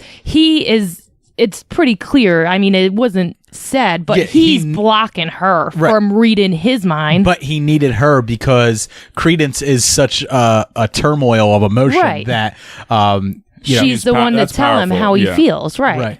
Okay. All right. That, or he's either blocking her completely, or he's thinking about something else and putting pictures in her head as to what's going to happen. I'm not sold on that plot point, Lauren, but you made me feel better about it. So You're welcome. I'll gripe You're less. welcome. But it was jarring to see because it was a bit of a 180 turn, and they were the two characters that we all loved the most. It happened in a 20-minute span in like a 2.5 hour long movie. So it kind of felt like it was out of left field where, I didn't feel like they really set up Queenie's, turn there. And I don't think it's a complete turn. Trust me. She'll be back on Newt and Tina's side in the next one. But how about that opening scene where they meet where he meets Dumbledore? I absolutely love that. The first off, Dumbledore is used, so a lot of stuff comes back from Harry Potter. So there's, what's that thing called that Dumbledore gave Ron that fires the light out of it and collects the light and holds it? Oh, he was using it here. Right. He was using it here. We meet the Ancient One, who is the creator of the Sorcerer's Stone or the Philosopher's Stone. Right.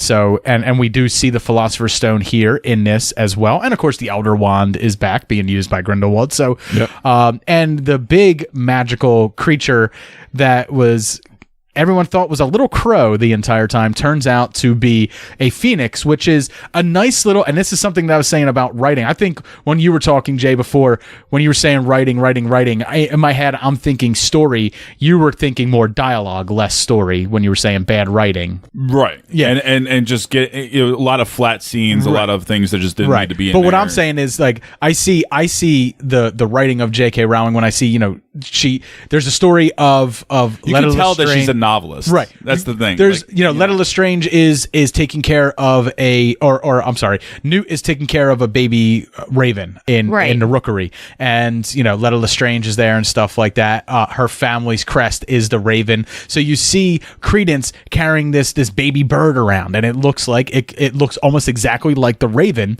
that Newt was taking care of before. But then we're also being told the entire time throughout the movie, a phoenix will show itself to a Dumbledore when he needs it most. Right.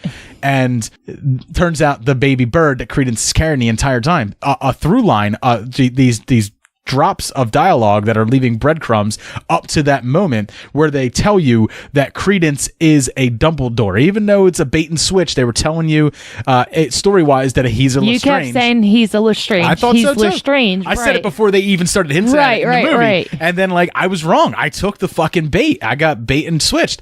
Now, the big thing that I wanted to get into is a lot of people are huge Potter fans, and they're trying to put these things together where it's like, Dumbledore's sister died at this time. Her mom, his mom died at this time. Dad was in Azkaban for beating up the Muggles. It's for beating up the Muggles who beat up his daughter and stuff. And it's hinted at in both the Harry Potter novels and in Fantastic Beasts 1 that Dumbledore's sister was an Obscurial. After she was assaulted by the Muggles, she was unable to tap into her magical abilities. Well, it's not that she was unable to. She just didn't want to anymore because she wanted to avoid having to go through that again. And she became an Obscurial. So people were trying to put together, because they said that Credence was 18 years old in the first one, which doesn't make sense because both Mama and Papa Dumbledore were already dead at that point. Sister was already dead at that point. So where does Dumbledore child come from? But a seed that was planted in the first Fantastic Beasts was that an Obscurial can transfer bodies. Yep.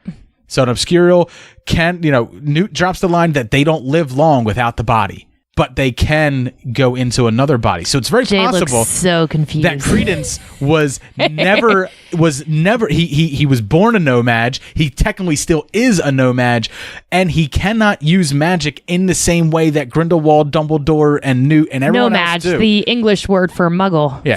So he's just a body of raw power. He's just he is much more. He than is that. just he can't control. Well, no. This is a theory because we don't know anything until they say it in the movies. But more than likely, I'm thinking that it is Dumbledore's sister's Obscurial that is inside of Credence, which is what Grindelwald is referring to when he's talking to him, and he says his brother. It's not really a blood brother, but the power side of him, what is inside of him, is Dumbledore.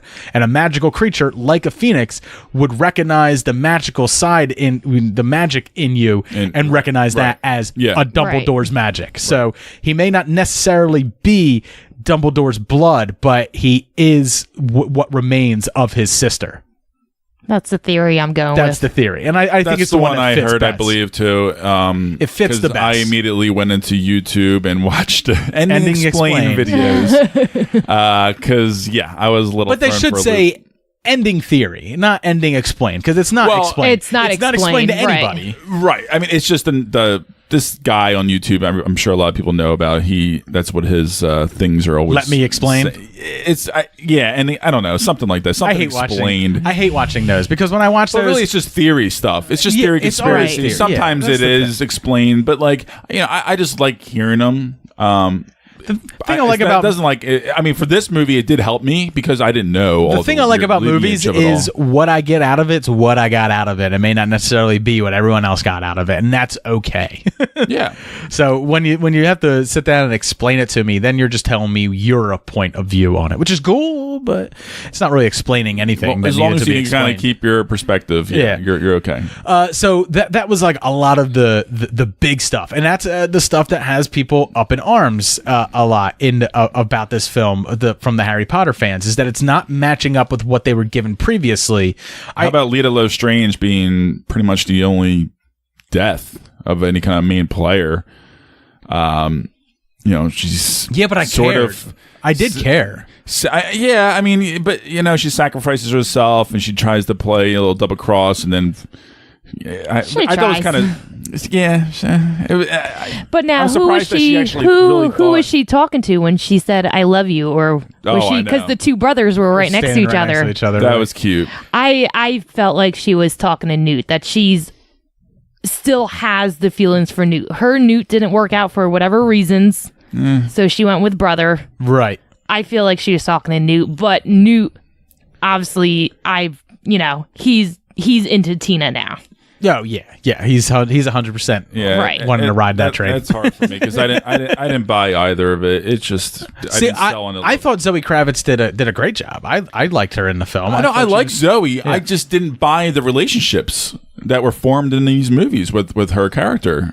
It just didn't work for me. I don't know. Like I said, Jay needs a 20-minute sex scene between the two characters. No, it's not that. It just didn't. The chemistry wasn't there or something. It's that he's seen the first one once, so and it's not like Jay has. I know that she has a history with brothers, but me and you know of the history of Newt Scamander and Leta Lestrange because after we watched the first movie, we both sat there on our phones googling stuff and we're looking stuff up. So we feel that connection because we went into this movie with a prior knowledge of it. Jay, who saw the first one once, and Leta Lestrange is nothing but a picture that sat inside of Newt's briefcase and was nothing more than that. It doesn't do much for him to see her once here in this movie and then she dies. So I get what you're saying.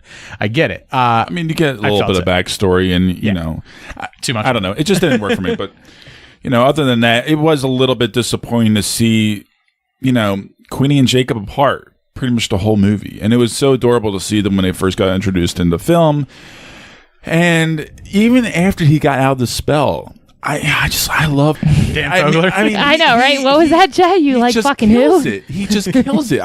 His look to his accent to his nuances he's the most genius character in this whole fucking franchise. I do love that they didn't take a long time to explain how he remembers everything. He goes, I don't know. I guess part of me never forgot. So that's it. Well, it was. It blocks out all the bad. Yes, but he didn't have any bad. Bad. He was almost anally raped by a giant glowing horned rhino monster. But I guess for Dan Fogler, maybe just that one. That's okay. But know what? That's a story to tell, Maybe he likes a little butt play. Never know. Never know. Queenie knows because she can read minds.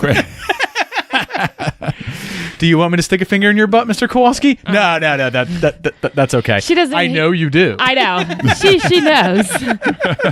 She was just asking to be polite. Just trying to get consent. But I even like it when she finally gets mad at him and she leaves him because he's thinking, "You're crazy." But he didn't say it. And he's like, "But I didn't say it out loud." And then at the end, when she starts leaving, or she's telling him, you gotta come with us. Let's go. Let's walk through this cool blue fire. And he goes, "No, you're crazy." Yeah. And like that, I think broke her. Yeah. And let's talk about Nagini. Nagini. So what Nagini is this? Is this the Nagini? It could be. Or is it the Nagini that Voldemort may what I'm talking about. Name his snake under? What a waste. Like, she was such a waste. She was just big waste. After they show her and her transformation and stuff like that, she really just follows Credence around, and that's it. She loves him. I get that, but she followed him everywhere except that goddamn blue fire, though. They didn't give enough of a and now she's with Newt, who never met a monster that he couldn't love. So maybe we'll see more of Nagini and what she does. I was a little surprised. It was a little bit of a throwaway thing because they made such a big deal out of this being Nagini, and she turns into a snake and all this stuff. And she's throughout the entire movie has barely any speaking lines in the movie whatsoever, and is just kind of there. She's just kind of background. Yeah, I'm to just be assuming, a reference to the other Harry Potters. I don't understand it. I'm assuming she's gonna have more of a role later on in the films, but she did, Jay. she did have a role. Well, she's gonna be. She's Voldemort's snake. And that's if she's Voldemort. That's if she's Voldemort's Snape. Right. But she eventually becomes a Horcrux who gets his head cut off by Neville fucking Longbottom. Fuck yeah. In the most badass Harry Potter moment ever. Now, if it is that Nagini, I kind of feel bad because she's a good person. But yes, maybe she is. No, because a Maledictus, once they've made that final transformation, never turn back to human, they lose everything. They lose everything, right? They 100% are the creature that they were before. So that's why it's like it's not her fault that she's kind of a dick. The person is dead, and only the creature exists now. So right, I guess. It's like if you were a zombie, I had to kill you. Exactly. I wouldn't be those people on the TV shows or any movies. I can't kill him. I love him. I'm like, fuck this guy. He's trying to eat my face off. Brained immediately. So I won't hesitate, baby. I'll kill you. I guess for us, really, Jay, any other problems that you had that maybe Lauren can fix for you before we start wrapping this up? Nothing's coming to my mind right now. I don't know. On any parts that we didn't touch on, spoiler wise, that you really wanted to get into. But if you do show a kelp monster in the beginning of the movie, please bring the kelp monster back at the end of the movie. And that's what I didn't want to spoil it for anyone, but now it's pretty cool that Newt's basement is basically a bigger version of the inside of his briefcase. When are we going to see his briefcase really come into play? Like, that's what I'm waiting for. The entire first movie. The entire first movie was his briefcase. Why do you need to see his briefcase again? Why? But like later on, as far as like using it as to open it up and let more power. He did use it once with the new beast, right? Yeah. He came out later on for effective way in the movie, which is good. But all the other ones too, like I like to see a little bit more sprinkled in. Not just the you got to remember the first one. And he was the thief. Well, me and Lauren both knocked it for the fact that there was less magical beasts in a Fantastic. But you have to remember the first one. He didn't want them to be. He was going to America to catch them, to put them back into his briefcase. Yeah. That was the issue. Well, he wasn't going there to do it. He just he wasn't going. He was going there to release that thing in the Arizona desert. Right. That's what he was going to do. Why he brought all the other creatures with him, I don't know. Yeah. To cause such a big mess. And then that's something we didn't talk about. We find out Dumbledore sent Newt. Right. Yeah. So that's another. We were talking about how. And this is something that went on in the Harry Potter novels as well. Dumbledore is always this puppet master who is standing behind the curtain, working people like marionettes and getting them to do the things just like Grindlewald. He wants them to do. But he has reasons why he does it. Right. There's always a lesson. And we find out why he needs Newt. Right, Newt is so pure. Like Newt is he doesn't pick a side. He doesn't care or strive for power. There's no ego. There's no ego with Newt whatsoever. Right. Newt only cares about creatures and the people that he loves and protecting them. Yeah, right. But Dumbledore knows that is something that is uncorruptible. Going up against someone like Grindelwald, who can seemingly corrupt anyone, including Dumbledore, we know because there's a fucking blood pact. Yeah. And a magical beast does save the day. We forgot to bring that up, yeah. And well, we couldn't. That would have been a spoiler. That's why I was bringing it up now. Yeah, but I forgot about it too. It's the reason why Dumbledore needed someone else to do his bidding. But explain to me how powerful that blood pact was. You can't touch each other. You cannot ever. So you literally can't. Their blood pact is unless you that cannot breaks or harm. something. Or how if Dumbledore kills him, then Dumbledore dies. Right. It's a blood pact. You can't break that little thing is unbreakable. It's unbreakable. It's unbreakable. It's kind of like almost a Horcrux. Me and Lauren were talking about where you split so how your will soul. They fight ever? Well, that's the point. They have it now. You have to figure out how to destroy them, just like Harry Potter in the last couple of movies. Last three, they had to figure out how to destroy a Horcrux. And who's the one who knew how to destroy a Horcrux? Dumbledore. Right. So something tells me that destroying this thing is going to be very similar to destroying a Horcrux. I think he's going to figure out maybe the venom from the snake tooth, Basilisk Fang. The Basilisk Fang, right? The sword of Gryffindor can do it. There's a lot of different ways, or a magical beast could be the magical beast. But a magical beast is the one that saves the day because he's the one that gives them the shot, right? He steals. It's a magical beast who steals. Can the magical beast be the basilisk?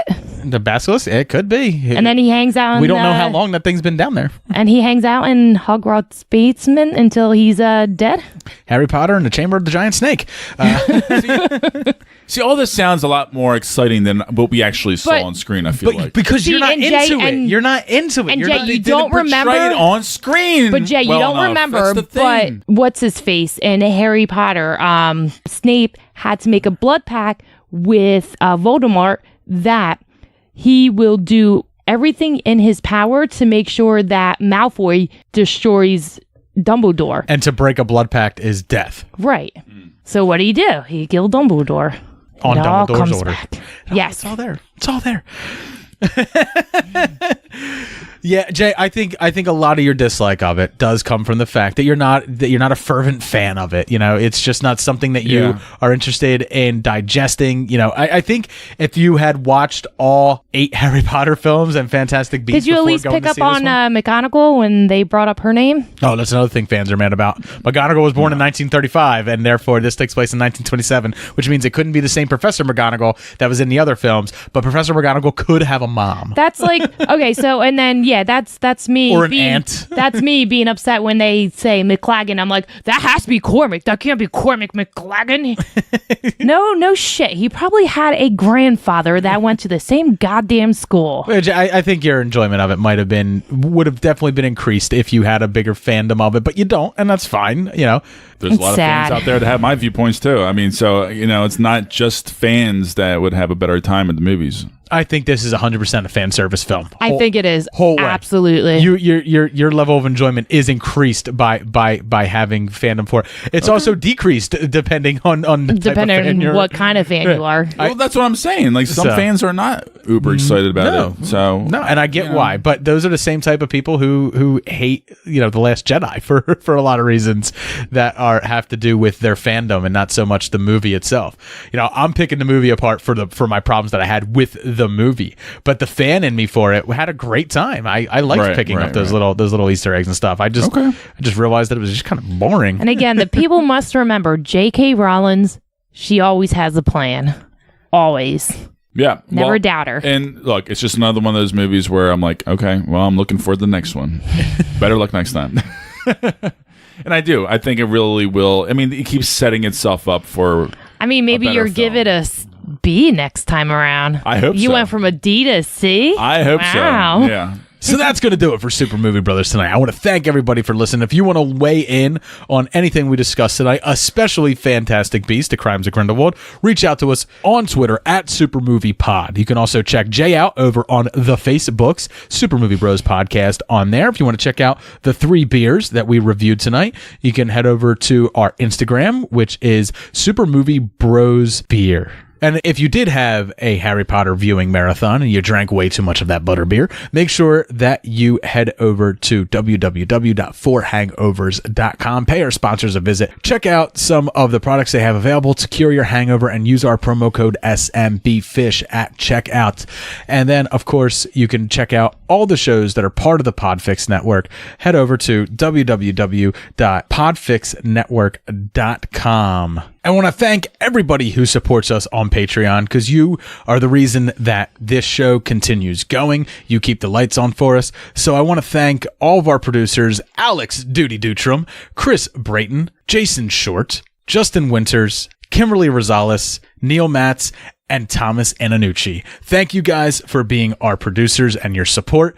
Join us over on Patreon to check out exclusive episodes of the show and some other fun posts and prizes that you can get over there. You can check us out at patreon.com/Super Movie Bros Podcast. Thank everybody for listening tonight. Have a great night. Cheers. Cheers.